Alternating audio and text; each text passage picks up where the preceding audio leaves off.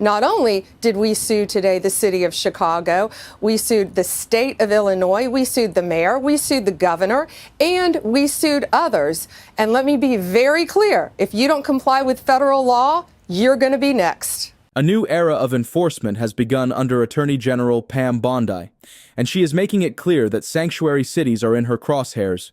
With firm resolve, Bondi has taken legal action against cities and states that refuse to comply with federal immigration laws, sending a message that the era of selective law enforcement is over. The Department of Justice has put a pause on all federal funding to sanctuary cities, a move that Bondi argues prioritizes law-abiding citizens over those who enter the country illegally. The DOJ has put a pause on all federal funding to sanctuary cities and states. You filed a lawsuit against Chicago and the state of Illinois for being a sanctuary city. Am I wrong in my interpretation that a sanctuary city is aiding and abetting in lawbreaking?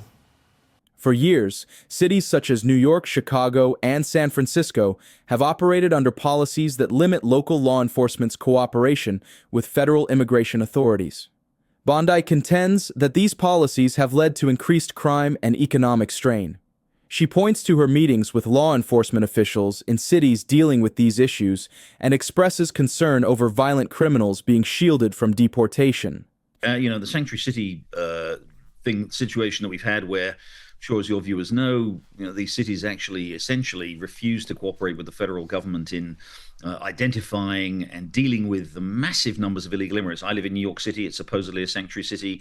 Especially in the last 4 years, we've had a huge influx of illegal migrants into the city, and we've had increases in crime, and we've had them very, very hard, a lot of pressure on housing here and on health services and all these other things. And yet, as a sanctuary city, New York refuses to do anything about it. Bondi's focus is not just on holding sanctuary cities accountable, but on strengthening law enforcement's ability to combat criminal elements within the country. She has voiced her concerns over the staggering number of illegal immigrants who have entered the U.S. in recent years, and the impact this has had on crime rates and public safety. Look, the number of illegal migrants in this country is completely out of control. We probably had 10 million in the last 4 years, maybe more, on top of millions who existed who were here before that. Look, many of them, and I think these will be, I think we need to be a little careful about sort of branding them all. There are a lot of people here who've lived here for a very long time. Children were born here, and who are contributing to the US, and maybe a way can be found to keep those there. But there are large numbers of criminals, James. There's large numbers of people, violent criminals. There's large numbers of people who are scofflaws. There's large numbers of people who frankly are living off the state and living off the various benefits that they get in some of these cities. As the crackdown on these policies intensifies, Bondi underscores that her primary responsibility is public safety. She is determined to restore law and order by ensuring federal immigration laws are enforced. Her aggressive legal approach suggests that other sanctuary cities could face similar lawsuits if they fail to comply with federal statutes. If you don't comply with federal law, you're going to be next. Bondi's critics argue that her policies are harsh and could lead to the displacement of families. However, she maintains that her focus is on public safety and national security. She warns that the Biden administration's immigration policies have created vulnerabilities, allowing criminals to remain in the country unchecked. My biggest fear, the thing that would keep me up at night, is that we know, because of Joe Biden and Kamala Harris and Alejandro Mayorkas, we have known terrorists in the country, but we don't know where they are. Beyond immigration enforcement, Bondi has also emphasized the importance of restoring faith in the justice system. She has strongly condemned what she describes as the politicization of the Department of Justice under the previous administration, and is leading efforts to reverse what she calls a weaponization of government. The role of Attorney General comes with immense responsibility, but I have absolute confidence that Pam will fulfill her duties with honor and courage and strength and fairness. She's going to be fair. She's going to be very fair. But Bondi's efforts do not stop at sanctuary cities. She has also turned her attention to the broader issues of crime and government accountability. She has warned that the Biden administration failed to properly prosecute violent criminals and has vowed to change that. And what we're doing with all of our FBI agents, DEA, ATF, all of the federal agents, U.S. Marshals, everyone is going to work together, and they're going to actually prosecute violent crime instead of weaponizing government.